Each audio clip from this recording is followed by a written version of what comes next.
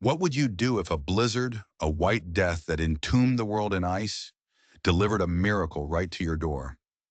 For Mave O'Connell, a woman living in the isolated heart of the Colorado Territory, that miracle was a tiny, wailing infant, plucked from the frozen arms of his dead mother. Nursing him back to life gave her a purpose she thought she'd lost forever. But what if that single act of compassion made you a target? What if, days later, you looked out your window to see not the empty plains, but the silent, unblinking judgment of 50 Apache warriors? This is the story of how one woman's choice to save a life put her at the epicenter of a tribal war, forcing her to make a decision that would either forge a new peace or get her killed. The wind was a living thing. It was a predator, a banshee that had stalked the high plains for 2 days, and now it was closing in for the kill. From the single sturdy window of her small cabin, Mave O'Connell watched the world disappear. The proud, jagged peaks of the Sangre de Cristo Mountains, usually a constant, comforting presence to the west, had been devoured first. Then the scattered pines that dotted the landscape were swallowed whole. Now even the familiar shape of the split-rail fence just 20 yards from her door was a ghost, a faint, skeletal suggestion in the swirling chaos of white. Her husband, Finn, had called this land God's Anvil, a place where souls were hammered into shape, either strengthened or shattered. He had been strong, with a laugh as wide as the plains and hands that could calm a spooked horse or coax a garden from the stubborn soil. A rock slide in the high passes 2 years ago had shattered him, and in doing so, had hammered Maeve into something hard and solitary. She remained not out of stubbornness, but because the cabin, the very air she breathed, was the last tangible piece of him she had left. The cabin itself was a testament to his strength. Cottonwood logs, chinked tight with mud and faith, formed walls that barely groaned under the assault of the blizzard. The stone hearth, which he had built with rocks hauled from the creek bed a mile away, was the warm, beating heart of their small world. A fire roared within it now, consuming the pine wood she had spent the autumn chopping and stacking. Its crackle was a defiant counter-rhythm to the wind's howl. Maeve ran a hand over the rough-hewn mantelpiece, her fingers tracing the F+M he had carved inside a lopsided heart. 2 years. Had it really been so long? Some days it felt like a century. Others she expected him to walk through the door, shaking snow from his broad shoulders, his blue eyes crinkling in a smile as he saw the venison stew simmering over the fire. A particularly violent gust of wind slammed against the north wall, rattling the dried herbs hanging from the rafters. Lavender, chamomile, yarrow. Her mother's knowledge passed down and honed in this unforgiving land. She was a healer of sorts, mending fences for the few ranchers in the valley, setting a bone for a clumsy cowboy, or brewing teas for the colicky babies in the nearby town of Prospect's End. It was a small, quiet existence. The last of the daylight was failing the world outside, turning a deep, bruised purple through the snow. She needed more wood for the night. The pile just outside the door would have to do. Venturing to the main woodshed was a fool's errand now. Pulling Finn's heavy sheepskin coat over her own woolen dress, she wrapped a scarf around her head and neck, bracing herself. The moment she unlatched the heavy plank door, the storm barged in like an unwelcome drunk. It shoved her back, stealing the warm air from the cabin and replacing it with a breath of crystalline cold. Snow as fine and sharp as sand blasted her face. She lowered her head and pushed out, the wind immediately trying to rip the door from her grasp. She wrestled it shut, the latch catching with a reassuring thud. The woodpile was a small mound already half buried in a drift. Working quickly, her gloved hands numb, she gathered an armful of logs. The cold was a physical pain, sinking its teeth into her bones through the thick layers of clothing. It was a killing cold. Finn had always warned her about the White Death, blizzards that came on so fast they could trap a man yards from his own home, leaving him a frozen statue for the spring thaw.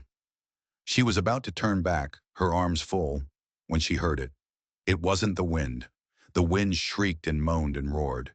This was a different sound, thin, reedy, and pathetic. It was almost carried away by the gale, but she caught it. A cry. It sounded like a lamb lost and terrified. But there were no lambs here. Not in this weather. She stood frozen, listening. The wind howled, and for a moment she thought she'd imagined it, a trick of the storm. But then it came again, sharper this time, a desperate, piercing wail that cut through the tempest's fury. Against all reason, against every instinct for self-preservation that screamed at her to get back inside, Maeve dropped the logs and pushed deeper into the blinding snow toward the sound.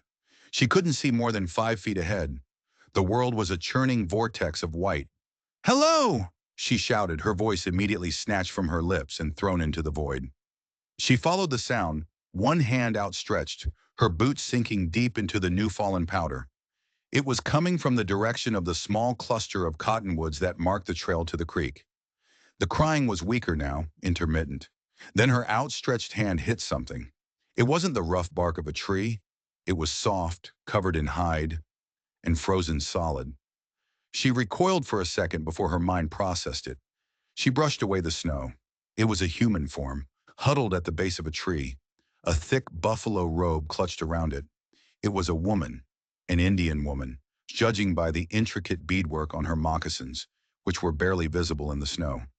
Her face was turned away, her long black hair matted with ice.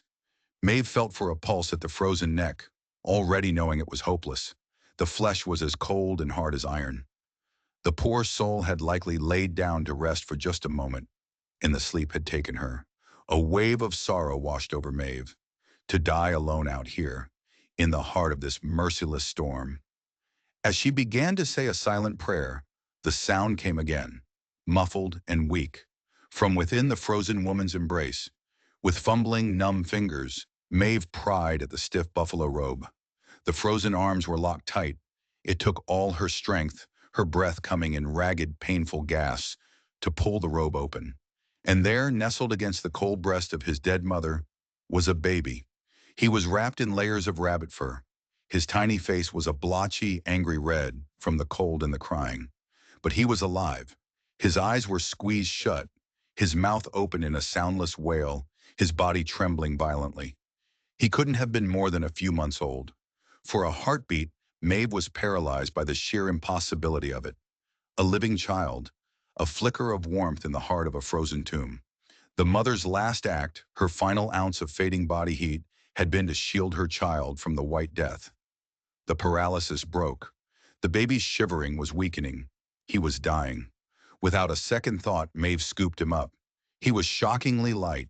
She unbuttoned Finn's heavy coat, pulled the baby inside against her own warmth, and buttoned it up again, creating a cocoon of sheepskin and wool. His tiny, cold body was a shock against her own. "It's all right," she whispered, the words lost to the wind. "I've got you. I've got you." She gave the frozen woman one last sorrowful look. There was nothing more she could do for her. Leaving her to the storm felt like a desecration, but survival was a brutal, selfish calculus. She had to get the baby inside. Now. Turning her back on the dead, Mave O'Connell clutched the precious, living bundle to her chest and fought her way back through the raging blizzard, her heart pounding a frantic rhythm of terror and a fierce, newfound purpose. She had a life to save. The journey back to the cabin, though it couldn't have been more than 50 yards, felt like a desperate trek across a frozen continent. The wind tore at her, a physical force trying to rip the child from her arms. Snow blinded her, and the drifts, now deeper, conspired to trip her, to pull her down into their suffocating embrace. Maeve focused on a single point of light, the faint orange glow of the fire visible through her cabin window. It was a beacon, a promise of life. She stumbled onto the porch, her legs shaking with cold and exertion, and fumbled with the latch. The door swung open, and she fell inside, landing on her knees on the rough wooden floor. The warmth of the cabin enveloped her, so starkly different from the frozen hell outside that it made her dizzy. She pushed the door shut with her foot, the bar falling into place with a heavy thunk, sealing them in, sealing the storm out. For a moment she just knelt there, gasping for breath, the child a small, cold weight against her chest. The cabin was quiet, save for the crackling fire and the muffled roar of the wind. She could feel the baby's tremors through her dress, a fragile, frantic vibration that was growing weaker. There was no time to waste. Carefully, she unbuttoned the coat and lifted the baby out. His skin had a terrifying bluish tinge, and his lips were pale. His eyes were closed, and the crying had stopped, replaced by a shallow, hitching breath. Panic, cold and sharp, tried to seize her, but she pushed it down. Finn was gone. She was alone. She had to be the strong one now. She carried the infant to the hearth, laying him gently on the thick bearskin rug Finn had cured years ago. She stripped off his cold, damp rabbit fur wrappings, revealing a tiny body clad in a simple buckskin shirt. He was so small, so perfect. Working quickly, she heated water in a small pot over the fire, testing it constantly with her finger until it was just warmer than lukewarm. She soaked a strip of clean linen in the water and began to gently rub his tiny limbs, starting with his feet and hands, trying to stimulate the circulation without shocking his system. "Come on, little one," she murmured, her voice a low, steady prayer. "Come on now, fight. You have your mother's fight in you. I know you do." His skin was like ice to the touch. She worked tirelessly, rewarming the cloth, rubbing his chest, his back, his little legs. The life in him was a guttering candle flame, threatening to be extinguished with every passing second. She needed to get his core temperature up. Rummaging through a wooden chest at the foot of her bed, she pulled out a set of Finn's woolen underclothes. They smelled faintly of him, of pine smoke and clean sweat, and a pang of grief shot through her. She pushed it away. This was no time for sorrow. She took Finn's old shears and quickly cut one of the shirts down, fashioning a makeshift gown for the baby. She wrapped him in it, then swaddled him in the softest, warmest wool blanket she owned. Holding him close to her body, she sat in the rocking chair by the fire, her own warmth seeping into him. She rocked slowly, rhythmically, whispering nonsense words of comfort, the same way her mother had once comforted her. The baby remained terrifyingly still, his breathing shallow. Doubt began to creep in. What was she doing? She knew how to set a bone, how to stitch a wound, how to brew a tea for a fever. But this was a life teetering on the very edge of existence. What if she did the wrong thing? What if he died here, in her arms? He was a Comanche baby. That much was clear from his mother's attire and the cradleboard lying half-buried beside her. If his people came looking for him, what would they think, finding him dead in a white woman's cabin? She looked down at the tiny face, serene now in the firelight. The bluish tint was slowly, almost imperceptibly, receding. A faint flush of pink was returning to his cheeks. His chest rose and fell with a slightly deeper, more regular rhythm. He was fighting.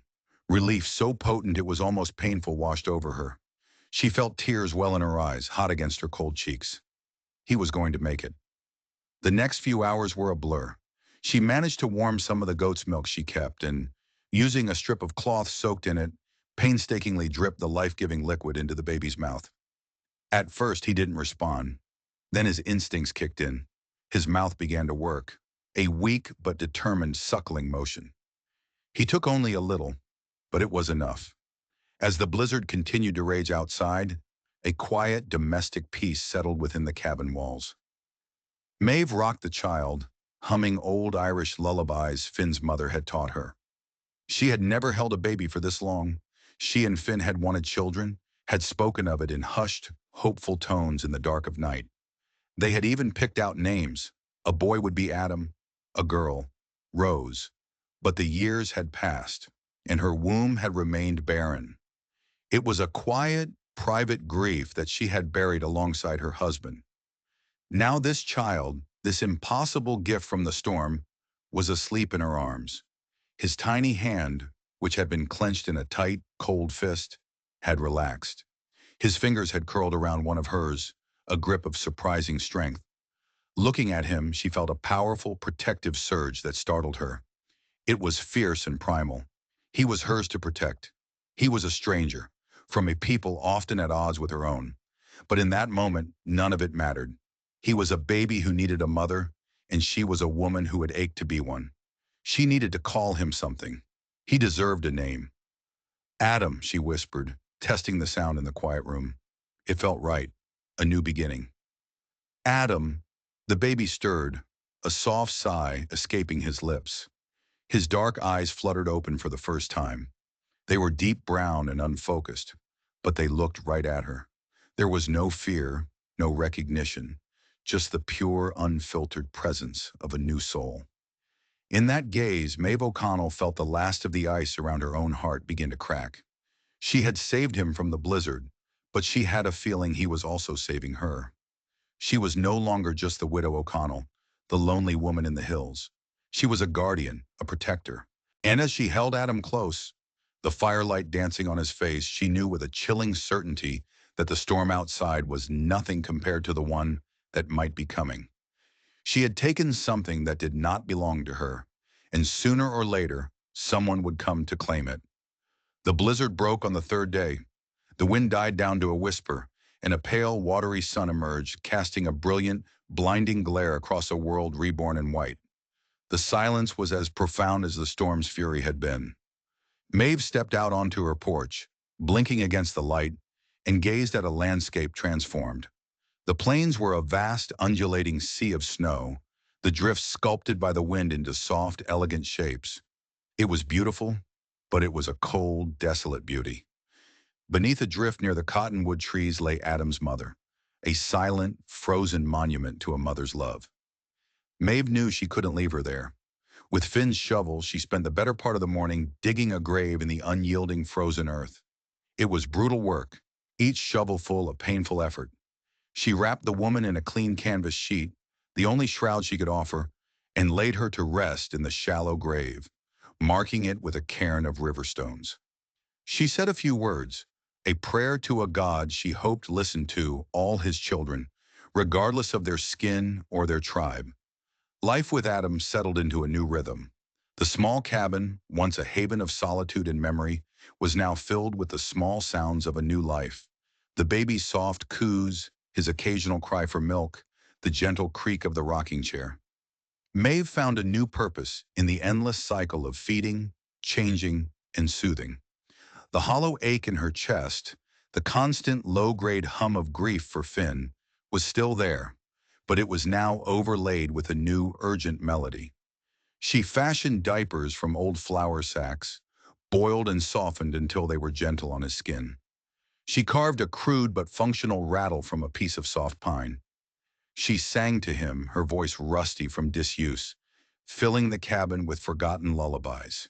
He was a good baby, watchful and calm. His dark, intelligent eyes seemed to follow her every move. When he smiled, a gummy, unrestrained grin, it was as if the sun had finally broken through the clouds of her own long winter. After a week, her supplies began to run low. The goat's milk was nearly gone, and she needed flour, salt, and coffee. The trip to Prospect's End was a necessity, but it was one she now dreaded. The town was a collection of dusty clapboard buildings, a place of hard-working people who were also deeply suspicious of anything or anyone out of the ordinary. A lone woman living in the hills was already an oddity.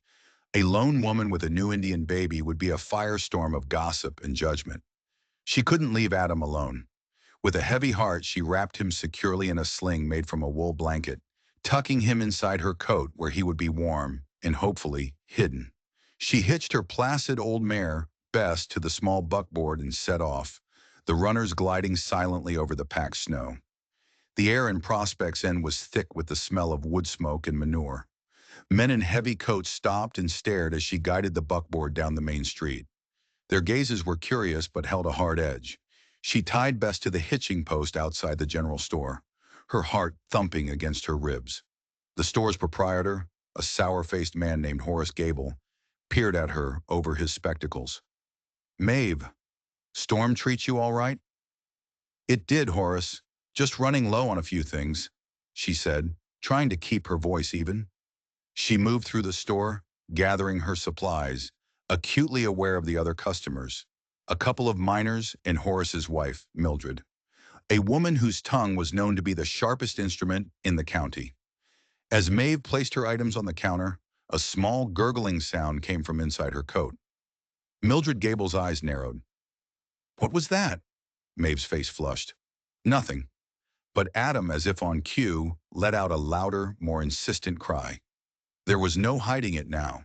With a resigned sigh, Maeve opened her coat. The sight of the dark-haired baby, with his distinctively native features, brought a collective gasp from the small audience. "Good Lord in heaven," Mildred whispered, her hand flying to her mouth. "Where did you get that?" "I found him," Maeve said simply, her voice firmer than she felt. "His mother. She didn't make it through the storm." Horace Gable stared, his mouth agape. "A Comanche babe? Are you mad, woman? Their raiding parties were spotted not 50 miles from here 2 months ago. You can't keep it." "He's not an it, Horace. He's a baby," Maeve retorted, her protective instincts flaring. "And I'm not leaving a child to die." She paid for her goods, her hands trembling slightly as she counted out the coins, and left the store under a cloud of shocked silence and disapproval. She had just loaded her supplies when Sheriff Brody approached. He was a tall, weary-looking man with a drooping mustache and eyes that had seen too much trouble. "Maeve," he said, his voice low, "folks are talking. Is it true what the Gables are saying?" "If they're saying I took in an orphaned baby, then yes, it's true." Brody sighed, rubbing the back of his neck. "This is a dangerous game you're playing. The Army has put a bounty on any hostiles found off the reservation. And if his people come looking for him, well, they won't knock politely. This could bring a whole world of trouble down on all of us." "He's not a hostile, Sheriff. He's a baby. His mother is dead. What was I supposed to do?" The sheriff looked at the small, peaceful face peeking out from her coat. He saw not a savage, but a child.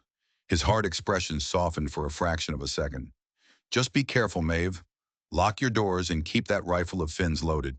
He tipped his hat and walked away, leaving Maeve feeling more isolated than ever. The ride home was tense. She felt 100 eyes on her back. She had crossed a line, broken an unwritten rule of the frontier. She had blurred the boundary between their world and the other, and she knew people wouldn't forget it. The days that followed were filled with a gnawing anxiety. Every creak of the cabin, every snap of a branch in the woods sent a jolt of fear through her. She kept Finn's old Winchester rifle propped by the door, its cold, metallic presence a constant reminder of the sheriff's warning. She began to notice things, small, unsettling signs. A track in the snow near the creek that was not hers or an animal's. A single moccasin print, deep and clear, that had been deliberately brushed over. One morning she found a small gray hawk feather placed carefully on her woodpile, a marker of some kind she didn't understand. She wasn't just being paranoid, she was being watched. The shadow was there, just beyond the edges of her clearing, a silent, patient observer. She never saw them, but she felt them. It was a primal instinct, a prickling on the back of her neck that told her she and Adam were no longer alone. They weren't judging her with gossip like the people in town. They were waiting. She doubled her vigilance, sleeping in short, fitful bursts, the rifle by her bed. She held Adam closer, her love for him now mingled with a fierce, desperate fear. She had saved him from the storm, but she had delivered him into a new, unknown danger. The thaw had come, but a shadow had fallen over their small world. And Mave O'Connell knew in her bones that it was gathering, waiting for the right moment to reveal itself. It happened a week after her trip to town. The sun was setting, painting the snow-covered plains in hues of blood orange and deep violet. Maeve was inside, humming softly as she stirred a pot of rabbit stew, the savory aroma filling the small cabin. Adam was asleep in his makeshift cradle near the hearth, his chest rising and falling in the peaceful, rhythmic pattern that never failed to soothe her own anxious heart. For a few fleeting moments, all was right in the world.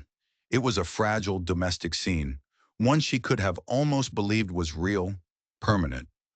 The first sign that her fragile peace was about to be shattered was her mare, Bess. The old horse, usually placid to the point of lethargy, let out a sharp, nervous whinny from her small lean-to. Maeve paused, spoon in midair. She went to the window, peering out into the deepening twilight. She saw nothing but the familiar shapes of the trees and the vast, empty expanse of snow. She tried to dismiss it, a coyote perhaps, or a deer straying too close. But then she saw the birds. A flock of evening grosbeaks that had been chattering in the pines suddenly burst into the air, in a silent, panicked explosion. Something had disturbed them. Something large. Her blood ran cold. She moved silently to the door, her hand reaching for the Winchester. Her heart was a frantic drum against her ribs. She slid the small peephole cover Finn had installed, her eye pressing against the cold wood. At first she saw nothing. The clearing was empty, and then she understood. They weren't in the clearing. They were already there. Her eyes scanned the tree line, the edge of the woods that bordered her small homestead. A flicker of movement, then another. They emerged from the shadows not with a sound, but like the shadows themselves detaching from the trees. One by one, then in groups of 2 and 3, warriors materialized in the gloaming. They moved with a chilling, preternatural silence, their moccasined feet making no sound on the crusted snow. They were not Comanche. She could tell by the markings, the style of their buckskins, the way they wore their hair. These were Apache. Maeve's breath caught in her throat. She counted 10, 20, 30. They just kept coming, fanning out in a semicircle, their movements economical and deliberate, until her small, defiant cabin was surrounded. There had to be 50 of them. 50 armed warriors, their faces grim and impassive in the fading light. They held bows, lances, and some carried rifles. They were a silent, deadly army, and she was at their center. This wasn't a raid. A raiding party was loud, chaotic. This was something else. This was an assembly, a judgment. Panic seized her. Her mind raced. The rifle. She could fire a shot, maybe take 1 or 2 of them before they overwhelmed her. But what then? They would burn the cabin to the ground with her and Adam inside. There was no escape. Sheriff Brody and his one part-time deputy were miles away, a lifetime away. She was utterly, terrifyingly alone. Adam chose that moment to stir in his cradle, letting out a soft, sleepy cry. The sound, so innocent and pure, cut through Maeve's fear. It wasn't just her life on the line. She looked from the sleeping child to the army outside her window. Her terror solidified into a hard, defiant resolve. She would not cower. She was Mave O'Connell. This was her home, and she would protect the child in her care. Taking a deep, steadying breath, she leaned the rifle against the wall, a deliberate act of non-aggression. She walked to the door, her hand hesitating for only a second over the thick wooden bar. She lifted it. The sound echoed in the silent cabin like a gunshot. She pulled the heavy door inward and stepped onto the porch, pulling her shawl tighter around her shoulders against the biting evening cold. She stood there, a lone woman in a simple woolen dress, facing a silent crescent of 50 warriors. She met their dark, unreadable eyes, refusing to look away, refusing to show the fear that was churning in her stomach. For a long moment, nothing happened. The world was utterly still. The only sound was the soft sigh of the wind through the pines and the distant crackle of her fire. The warriors stood like statues of clay and leather, their breath misting in the cold air. Then one of them moved. He stepped forward from the center of the line. He was tall and broad-shouldered, with a presence that commanded authority without a word. His face, stark and angular, was framed by long black hair, held back by a simple leather band. He wore no war paint, but his expression was more intimidating than any painted visage. His eyes, dark and piercing, seemed to look right through her, to weigh the very essence of her soul. He stopped 10 feet from her porch. He did not speak. He simply stood there watching her. The silence stretched, becoming a weapon in itself, designed to unnerve her, to break her. Maeve held her ground, her chin held high. She would not be the first to break. Finally, he raised a hand, palm open in the universal sign of peace, though it felt anything but peaceful. He spoke, his voice low and guttural, a language she did not understand. The words were hard, like stones rattling in a dry riverbed. Maeve shook her head slowly. "I don't understand you," she said, her own voice surprisingly steady. The leader's eyes narrowed slightly. He spoke again, pointing a long, deliberate finger, not at her, but at the cabin door behind her. The meaning was clear. He knew. He knew the baby was inside. Maeve's heart hammered. This was the moment of truth. She took a half step back, positioning herself squarely in the doorway, blocking it with her own body. "He is safe," she said, speaking as much to herself as to him. "He is warm and fed. He is safe." The warrior took a step forward. Mave stood her ground. Another warrior, a younger man, stepped to his leader's side and spoke to him in their native tongue, his tone urgent. The leader listened, his gaze never leaving Mave's face. Then the leader looked at her and spoke a single, broken English word, his voice raspy with disuse. Boy. It wasn't a question. It was a statement, a demand. Maeve swallowed hard. The entire world seemed to have shrunk to this small patch of frozen ground, to the space between a lone woman and a warrior king. She met his gaze, the protector of a child facing the man who had come to claim him. Yes, she said, her voice clear and strong, echoing in the twilight. A boy. The warrior's stoic expression flickered with something she couldn't read. Grief, relief, anger. It was gone as quickly as it appeared. He had come for the child she called Adam, and Maeve knew with a terrible certainty that he would not leave without him. Her act of mercy in the blizzard had finally brought the reckoning to her door. The standoff on the porch continued, a silent war of wills waged in the frigid twilight. The Apache leader, whose intense gaze had not wavered from Maeve, seemed to be waiting for her next move. Maeve, in turn, refused to yield the doorway. She was a dam holding back an ocean, and she could feel the immense pressure building. The younger warrior who had spoken to the leader stepped forward. He was leaner than his chief, with a watchful, intelligent face. He stopped beside his leader and addressed Maeve, his English halting but clear, honed perhaps from tense encounters at army forts or trading posts. He is Taz, the young warrior said, gesturing with his chin toward the imposing leader. He does not wish you harm. He wishes to see the child. Maeve's eyes flicked from the translator to Taz, then back. The child is sleeping. He is weak. He almost died in the storm. We know, the translator said, his voice softening with an unexpected note of sorrow. We followed the tracks. We found her. Her, the mother. The word hung in the air between them. Maeve's defensive posture eased almost imperceptibly. They were not here as faceless aggressors. They were here because they were grieving. I buried her, Maeve said quietly with respect. Over there, under the stones. She pointed toward the simple cairn, now barely visible in the darkness. Taz's gaze followed her finger. He spoke in Apache, his tone low and somber. The translator, whose name she would learn was Haskell, listened before turning back to Maeve. Our ways were not followed, but our hearts thank you for your kindness to the dead, Haskell said. Now we must see the child. We must know he lives. Maeve hesitated. To let them in felt like a surrender, but to refuse might be seen as an act of hostility, a challenge they would surely answer. Looking at the 50 warriors standing like silent sentinels, she knew she had no real choice. Her only hope was to show them she was not a threat. One of you, she said, her voice firm. You, she nodded at Taz. And you, the translator. The others stay where they are. You will not enter my home with weapons. Haskell translated her terms. Taz listened, his expression unreadable. He gave a short, sharp nod. He handed his rifle to the warrior beside him and unstrapped the knife from his belt. Haskell did the same. It was a gesture of trust, a fragile bridge being built across a vast cultural chasm. Maeve stepped back, holding the door open. The two men mounted the porch and entered the cabin. They dwarfed the small room. Taz's eyes swept over everything, taking in the tidy shelves, the drying herbs, the worn furniture, and Finn's lopsided heart carved into the mantel. His gaze finally settled on the cradle by the fire. He moved toward it, not with the stride of a warrior, but with a slow, cautious reverence. He knelt beside the cradle, his large frame casting a long shadow in the firelight.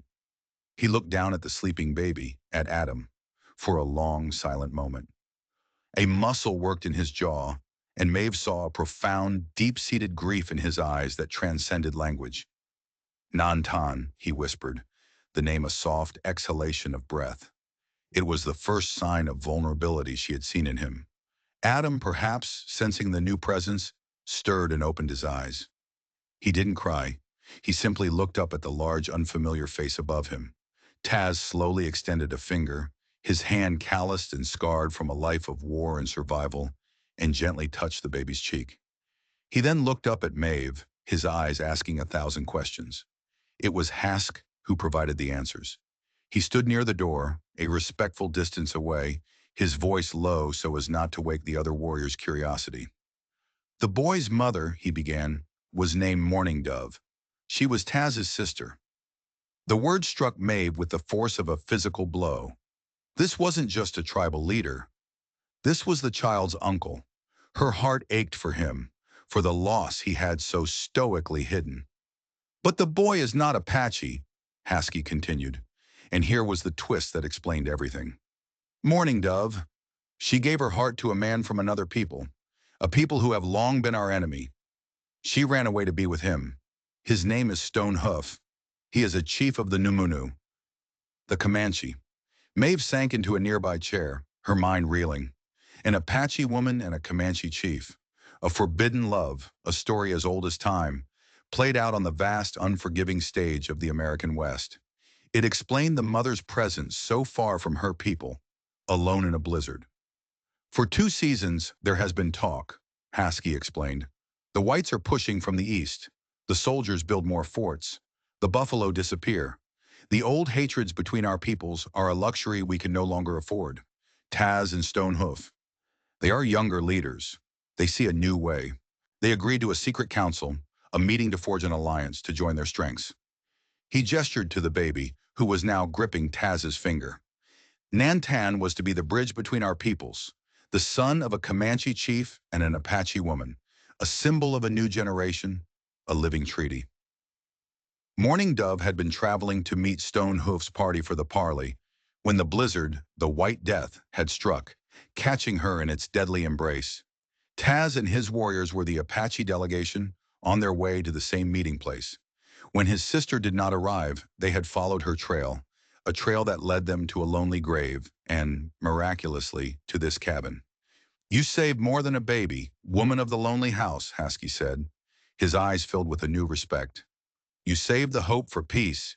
Maeve looked from the solemn translator to the powerful chief, who was now murmuring softly to his nephew in their native tongue.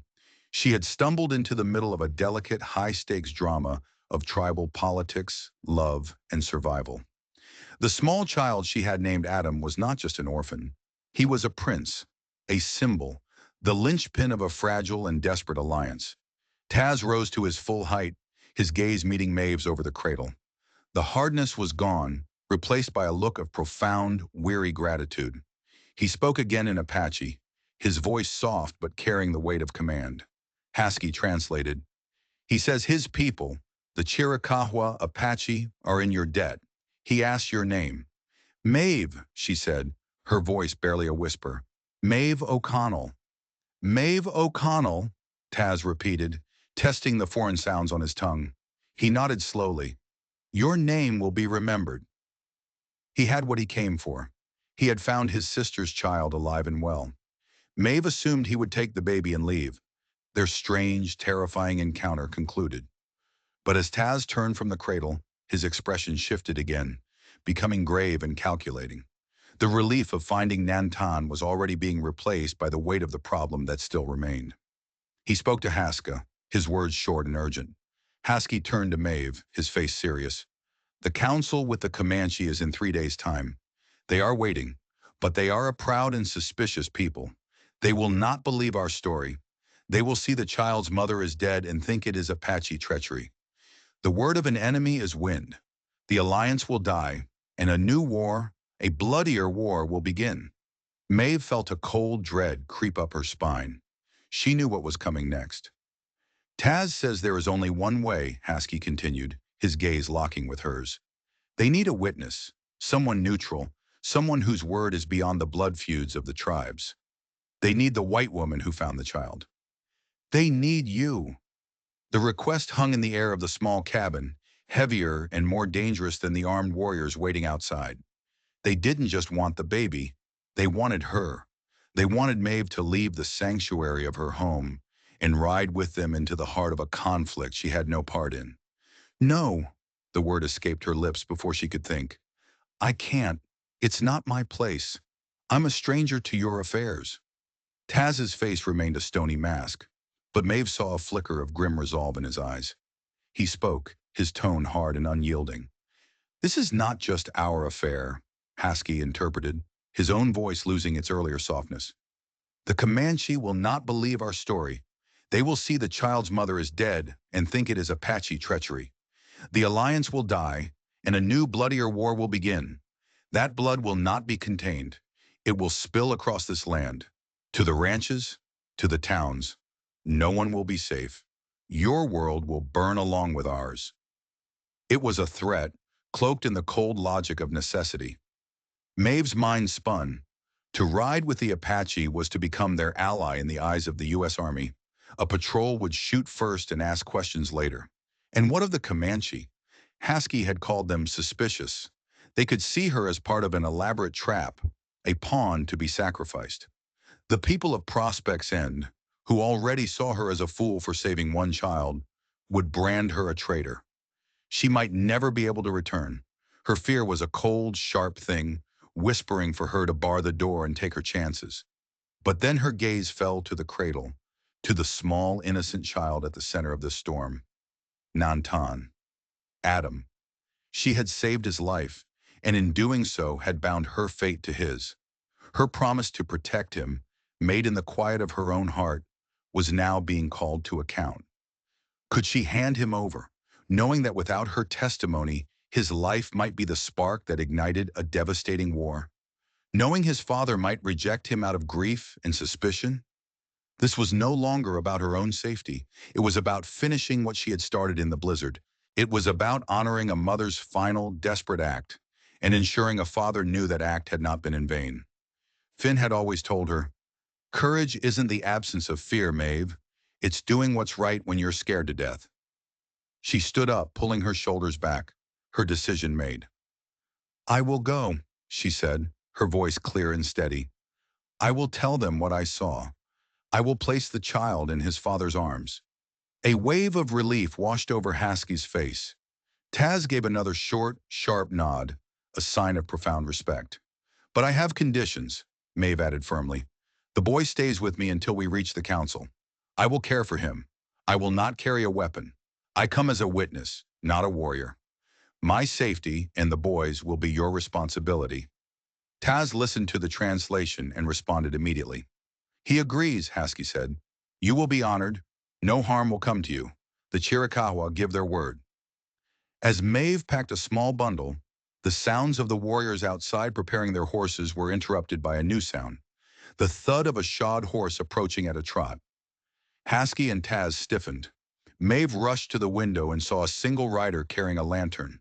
It was Sheriff Brody. Someone from town must have seen the warriors and sent for him. "Lawman," Maeve explained quickly. "He's alone." Sheriff Brody reined in his horse 50 feet from the line of warriors, his hand resting on his pistol, his face pale as he took in the overwhelming force. "Maeve!" he shouted. "Mave O'Connell! Are you all right?" Before Taz could react, Maeve made a decision. Holding Nantan securely, she walked back onto the porch. "I'm all right, Sheriff. We were just talking." Brody stared, his eyes wide. "Talking? Maeve, for God's sake, get back in the house. This is an Apache war party." "I'm not a hostage," she called out, her voice calm. "This is the boy's family. They've come for him, and I am helping them." The sheriff was utterly confounded. "Helping them? Maeve, this is madness." Taz spoke to Haskell, who then relayed the message to Maeve. "Tell the lawman he declares war if he interferes. The woman is an honored guest under our protection." Maeve relayed the message, softening the tone but keeping the core warning. Sheriff Brody sat on his horse, a lone man of the law facing a situation for which no law was written. He looked at Maeve's determined face, at the 50 silent warriors, and at the sleeping baby who was the cause of it all. With a heavy sigh of resignation, he slowly took his hand from his pistol. "I must be losing my mind," he muttered, then louder to Maeve.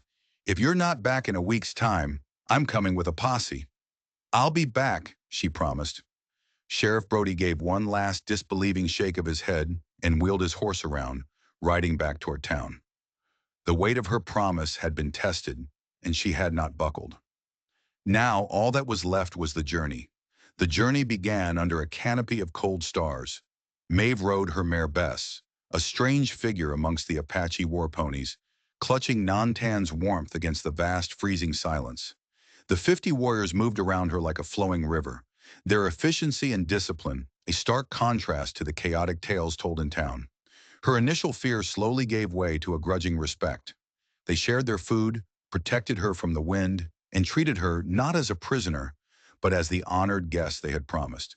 They traveled for 2 days, moving through hidden canyons and trackless forests. On the morning of the third day, they arrived at a hidden valley ringed by towering red rock. Below, a party of Comanche warriors waited around a small fire, their leader a tall, grim-faced man who could only be Stonehoof. The air crackled with generations of hatred as Taz, Haske, Mave, and 10 warriors descended to meet them. Taz spoke first, his words translated by Haske, telling the story of the blizzard and the discovery of his sister's body. Stonehoof's face hardened into a mask of rage. "You lie," he spat, his voice thick with grief. "You killed her, and now come with a story to lure us into a trap. There will be no peace, only blood for blood." His warriors reached for their weapons, and the valley held its breath on the knife's edge of violence. "Wait!" Maeve's voice cut through the tension. She stepped forward, standing between the two chiefs. "He does not lie," she said, her voice shaking but clear. "I am the one who found her. She died protecting him. There was no treachery, only a mother's love and a terrible storm." Stonehoof's eyes bored into her. "Your words are wind. Where is this child?" With trembling hands, Maeve opened her coat, revealing the baby. Nantan, warm and safe, blinked in the morning sun. A collective gasp went through the Comanche. Stonehoof froze, his anger crumbling as he stared at the face of his son. He stumbled forward, tears tracing paths through the dust on his cheeks, as Maeve placed the child into his father's waiting arms. He cradled his son, a broken sob escaping him. In that shared gaze between two chiefs, over the living bridge of a tiny baby, the promise of war washed away, replaced by shared grief and a common future. The journey home was quiet. When they reached her clearing, Taz dismounted and presented her with a turquoise necklace. "This was my sister's," Haske translated. "A gift. The Chiricahua do not forget. This land will know you are protected." Maeve watched them melt back into the wilderness. She stood on her porch, the turquoise cool against her skin. The same cabin, the same land. But she was no longer the same woman. Her solitude no longer felt like loneliness, but like peace. Mave O'Connell's story is a powerful reminder that the greatest acts of courage often don't happen on a battlefield, but in the quiet, resolute choices of the human heart. It shows us that compassion is a universal language, capable of bridging the deepest divides and rewriting destinies. In a world defined by conflict, she chose connection. Faced with overwhelming fear, she chose to protect a life, and in doing so, helped save the future for two nations. If this story of courage, sacrifice, and the unlikely bonds that can form in the harshest of landscapes moved you, please give this video a thumbs up. It truly helps our channel grow and bring more incredible tales to light. Don't forget to hit that subscribe button and ring the bell so you never miss a story from the forgotten corners of history. And we want to hear from you. What would you have done in Maeve's position? Share your thoughts in the comments below. Thank you for listening.